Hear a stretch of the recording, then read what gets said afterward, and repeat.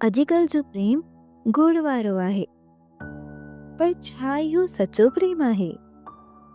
हू जेके चुपचाप प्रेम कनि था, जिन्हनि असांखे सभु कुझु ॾिनो बिना कंहिं शर्त। छा असां पंहिंजे पहिरें प्रेम खे भुलाए छॾियो? माउ पीउ असांजा पहिरियां भॻवान आहिनि। इहो ई सचो प्रेम आहे। सचो प्रेम, सुठा संस्कार। त अचो सभई गॾिजी करे मनाऊं 14 फरवरी मातृ पितृ पूजन दिवस।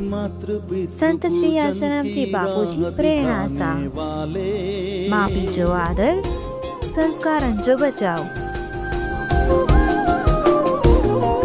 ओ मातृ पितृ पूजन की राह दिखाने वाले, भला हो तेरा नींद से हमें जगाने वाले।